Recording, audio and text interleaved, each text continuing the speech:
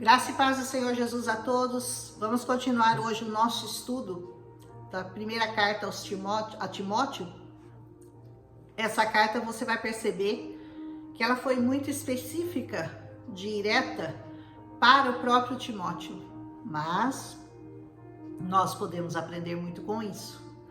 Aquilo que ele diz a Timóteo nos interessa muito, aleluia. Ele vai falar inclusive sobre o final dos tempos, que eu penso, eu acredito e eu sinto que já está se avizinhando aí de nós, né? É tão fácil comparar as profecias e aquilo que foi falado sobre o final dos tempos, principalmente sobre a apostasia do final dos tempos, e como ela tem sido nítida, clara, notória aos nossos olhos, a apostasia da igreja e o mundo totalmente perdido em questões loucas, impróprias, inadequadas. Até as crianças estão sendo contaminadas por esse mundo, já nascem já contaminadas por ideias terríveis do diabo para elas. Que o Senhor as livre. Eu oro muito pelas crianças, porque elas estão debaixo de muito ataque do inferno.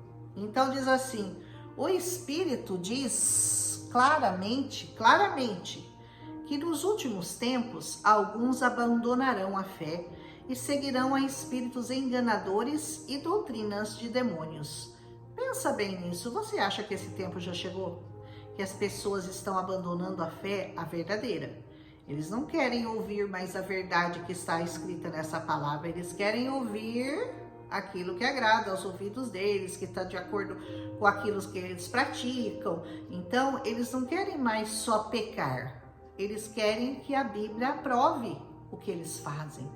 Então, eles criam as suas próprias doutrinas, criam as suas próprias igrejas e vão lá apostatar da fé. Boa sorte para eles, né? Tais ensinamentos, ele diz, vêm de homens hipócritas e mentirosos que têm a consciência cauterizada. Sabe o que é uma consciência cauterizada? Tem cimento aqui na mente, ó, tá cauterizado, não entra essa palavra aqui por nada. Por nada, a verdade não vai entrar nessa mente, porque a mente está cauterizada pela mentira do diabo. E diz assim, e proíbem o casamento e o consumo de alimentos que Deus criou para serem recebidos com ações de graça pelos que creem e conhecem a verdade. Eu não vou comentar sobre a igreja que proíbe casamento, porque eu sei que muitas pessoas que me ouvem, elas são dessa igreja. Elas creem, nasceram nessa igreja, eu também nasci nela. Então eu não vou falar sobre isso, mas eu quero que o Espírito Santo revele a vocês o que Paulo quis dizer, que você não pode proibir o casamento de um sacerdote, o casamento de alguém que queira estar à frente de uma igreja.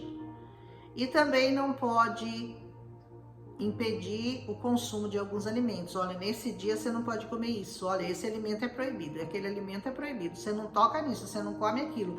Por quê? Porque nem sei por quê, né? Mas ele diz, isso daí tá errado, porque Deus criou tudo isso para os homens, para serem recebidos com ações de graças, tanto o casamento quanto o consumo de todos os alimentos. Todos os dias do ano você pode consumir o que você quiser. Você só deve fazer uma coisa, com certeza, jejuar, e muito, mas isso é com um outro objetivo. O objetivo do jejum é você se fortalecer espiritualmente e você ganhar voz no reino espiritual. Você ganhar voz de autoridade. Primeiro você doutrina seu corpo, você coloca o seu corpo debaixo de obediência. Você coloca o seu corpo debaixo da sua autoridade. Você fala, eu mando em você e você hoje não vai comer. Amém? Isso é você disciplinar o seu corpo. É você não obedecer à vontade do seu corpo, é colocar o seu corpo em disciplina. E isso o Senhor aprova. Jejum é aprovado por Deus. Amém? Agora, você deixar de comer o alimento porque eu acho que foi consagrado para não sei quem, ninguém é maior do que o Senhor. Consagrou o alimento para o Senhor, é dele, ponto final. E proibiu o casamento? Jamais. Pois tudo que Deus criou é bom e nada deve ser rejeitado, diz essa palavra, se for recebido com ação de graças, porque é santificado pela palavra de Deus e pela oração. E ponto, não tem mais o que discutir aqui, tem? Se você transmitir, ele falando para Timóteo, se você transmitir essas instruções aos irmãos, você será um bom ministro de Cristo Jesus, nutrido com as verdades da fé e da boa doutrina que você tem seguido. Você está bem nutrido? Para você estar bem nutrido, você precisa conhecer essa palavra. É por isso que eu considerei tão importante trazer o estudo da palavra genuíno para você. Palavra por palavra, verso por verso, versículo por versículo, linha por linha, vírgula por vírgula. Por quê? Porque se você não conhece essa palavra, você não tem como dominar, você não tem como lutar nas regiões espirituais. Jesus Cristo venceu o diabo quando ele ficou lá 40 dias jejuando no deserto. Como que ele venceu o diabo? Com essa palavra. O diabo falava assim para ele, está escrito isso. E ele rebatia, mas também está escrito isso.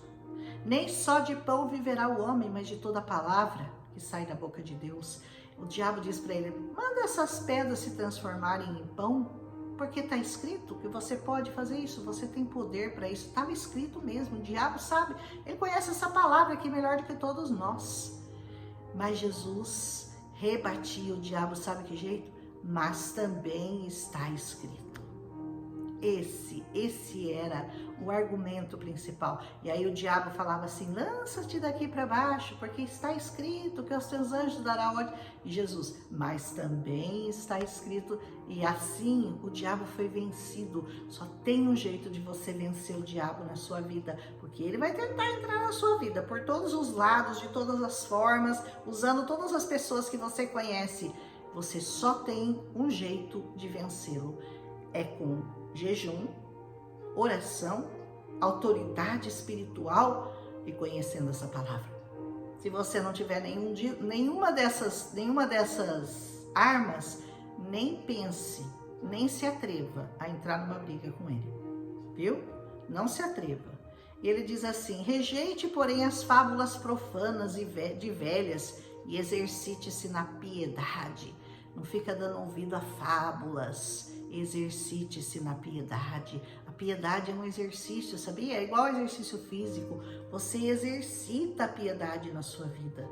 Ele diz, o exercício físico é de pouco proveito. Sabe? Aquelas pessoas que elas acham extremamente importante não perder um dia de academia, porque elas precisam exercitar o seu corpo, exercitar, fortalecer seus músculos. Mas a vida espiritual dela, ela não fortalece de jeito nenhum. Ela mal senta para ler uma palavrinha ali uma vez por dia e olha lá, se é que lê. Não jejua, não busca o Senhor, não vai louvar o Senhor na igreja, ela não cumpre nada que essa palavra pede para ela, mas o exercício físico ela não perde. Agora, eu já podia exercitar um pouquinho mais o físico, porque eu sou um pouco sedentária, eu vou confessar aqui para vocês. Mas é que o Senhor ainda não me impeliu. Ou será que é eu que tenho preguiça? Não sei. Aí eu não vou querer questionar muito não, porque se eu entrar nesse detalhe, eu sei que às vezes eu falo para o Senhor, Senhor, eu preciso sair, eu preciso ir numa academia, fazer um exercício físico, eu preciso pelo menos andar um pouco. E meu pastor me deu uma estratégia quando ele esteve aqui, porque eu moro num condomínio e aqui tem um lago bonito. E ele falou assim, dá a volta em volta do lago. Por quê? Mas dá a volta com propósito. Vai determinando que cada casa desse condomínio vai ser alcançada pelo Senhor. Assim você sai todo dia de casa, não só para um exercício físico, mas com um propósito espiritual. E aí eu gostei da ideia. Mas comecei a fazer e depois parei. Preciso retomar. Isso eu confesso, a minha falha. Amém? O exercício físico, diz Paulo, é de pouco proveito. A piedade, porém, alimente a piedade no seu coração. Para tudo ela é proveitosa, quanto mais piedoso você é, quanto mais você aprende a amar as pessoas como elas são, quanto mais você aprende a perdoar as pessoas, por mais que elas façam alguma coisa que não te agrada, melhor você se torna para você mesma, para as pessoas e para Deus. Então o proveito é total, total. Exercício físico, ele diz que não serve para muita coisa não, porque tem promessa de vida presente e de futuro. Por isso que a piedade é proveitosa, porque a promessa, para quem pratica a piedade, para quem vive debaixo dessa palavra, para quem cumpre todos os mandamentos do Senhor, não que a gente consiga, mas pelo Espírito Santo é possível, né? Nós nos tornamos pessoas agradáveis às pessoas que estão perto de nós e a Deus. Então nós estamos fazendo uma coisa boa nessa vida e também estamos praticando algo muito bom para a próxima, para a nossa vida futura, que é muito mais longa e muito mais importante do que essa vidinha passageira, medíocre, rápida, fugaz que você está vivendo hoje. Prepare-se para uma vida longa ao lado do Senhor. Não se preocupe tanto com o seu corpo, com o seu alimento. Não preocupe-se em alimentar a sua alma, porque o seu corpo vai fatalmente sucumbir à morte, mas a sua alma é eterna, jamais morrerá. Creia nisso e comece a praticar a piedade, praticar o amor, praticar o perdão, praticar andar debaixo dos caminhos do Senhor. É maravilhoso. Essa é uma afirmação fiel e digna de plena aceitação. Eu concordo com Paulo e é verdade. Se nós trabalhamos e lutamos, é porque temos colocado a nossa esperança no Deus vivo. É por isso que você luta pela causa do Evangelho, é por isso que você trabalha pela causa do Evangelho, porque a sua esperança está colocada num Deus vivo. Não é num Deus morto, é num Deus vivo, o Salvador de todos os homens, especialmente daqueles que creem. Jesus é Salvador até daqueles que não creem, mas é claro que Ele é especialmente dos que creem. Ele é Salvador de todos os homens, especialmente daqueles que creem nele. Ordene, diz ele a Timóteo, né? E ensine essas coisas. Ninguém te despreze pelo fato de você ser jovem.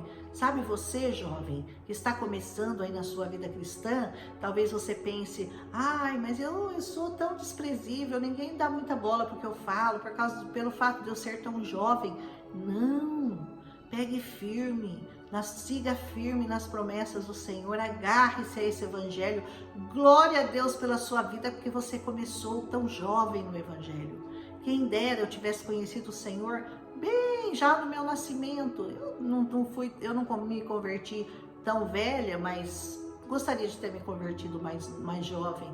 Então, se você é jovem, aproveita a sua juventude ao máximo para conhecer ao Senhor. Você vai ter muito mais tempo para conhecer ao Senhor do que eu tive. Então, ninguém despreze você, Timóteo, porque o Timóteo era novinho, né? Pelo fato de você ser jovem, mas seja um exemplo para os fiéis na palavra, no procedimento, no amor, na fé e na pureza. Timóteo, exercita esses dons, seja um exemplo para os mais velhos, viu? Até a minha chegada, dedique-se à leitura pública da Escritura, à exortação e ao ensino. Timóteo, continue se dedicando à leitura pública da Escritura, porque a Escritura era lida publicamente naquele tempo. Exorte as pessoas e ensine-as nessa palavra. Não negligencie o dom que lhe foi dado por mensagem profética e com imposição de mãos dos presbíteros. Você tem algum dom que o Senhor te deu? Então não abandone esse dom, dedique-se, pratique o dom, porque são muitos os dons do Espírito Santo, mas o dom de línguas é o mais visível, mas tem vários dons que você praticar, né? O dom do amor, o dom do conhecimento, o dom do ensino. Pratique os dons que você recebeu do Senhor. Seja diligente nessas coisas, dedique-se inteiramente a elas, completamente, para que todos vejam o seu progresso. Todos vão ver que você está crescendo na graça e no conhecimento de Cristo Jesus. E atente bem para a sua própria vida e para a doutrina, perseverando nesses deveres, pois fazendo isso, você salvará tanto você mesmo quanto aqueles que o ouvem. Aleluia. Timóteo tinha essa missão, né?